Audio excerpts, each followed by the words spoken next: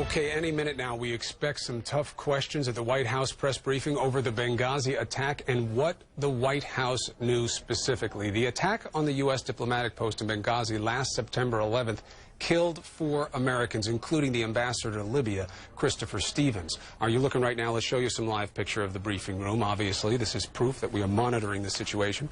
Republican criticism is mounting following a week of hearings that got very heated on this topic. Critics like House Speaker John Boehner are accusing the State Department of using fake talking points about how the attack went down to protect President Obama's re-election campaign. And he wants the State Department to release emails. Now, the initial report blamed the attack on demonstrators angry over an incendiary anti-Islam YouTube video. Current top diplomat in Libya, Gregory Hicks, testified on Tuesday. He said there was no demonstration. He said there was an early report that the attack was coordinated by Islamic terrorists. So information keeps coming out. People start debating it.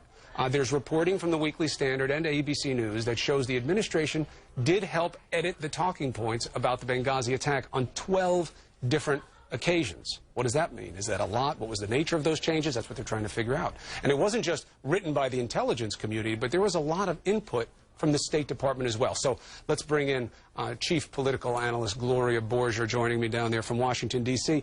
Let's begin with this. When something like this comes, the first thing we want to say is, well, this is partisan. This is right going left. At this point, isn't it fair to say, Gloria, this goes beyond partisan picking?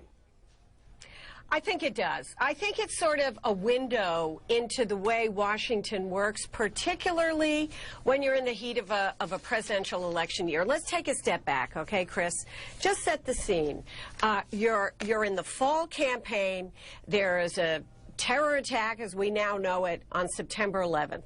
The State Department has been asked, as the administration's been asked, by the Congressional Intelligence Committees to provide them talking points. So when they're asked questions about this, they can actually talk about it with some amount of knowledge. What we're seeing in all of these emails going back and forth is the process at work, which is ugly, about how these talking points came to be, and in fact ended up, you see Ambassador Rice there, and ended up to be used by her on her famous round of Sunday talk shows. Right, but and Gloria, what we see in this process is that these talking points were edited to the point of inaccuracy.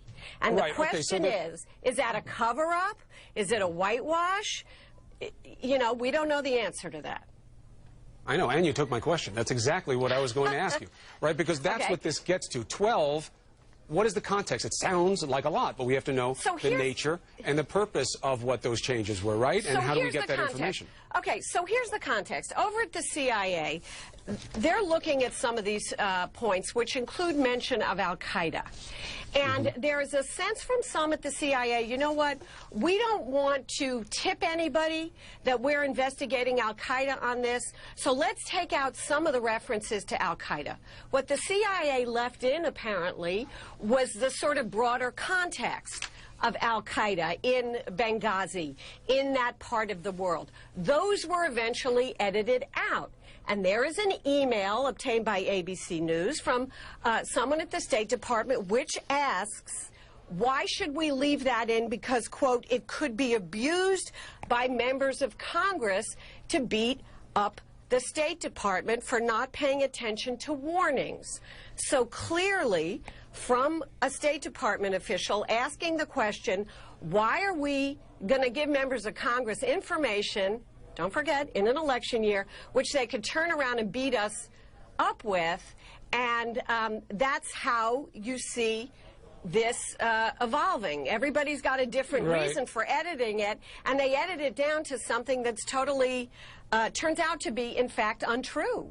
Well, look, untrue, obviously, would be the bar of it being completely unforgivable, but simply playing politics with a situation where you need to know what happened. We lost lives there also winds up making this go past the line of politics.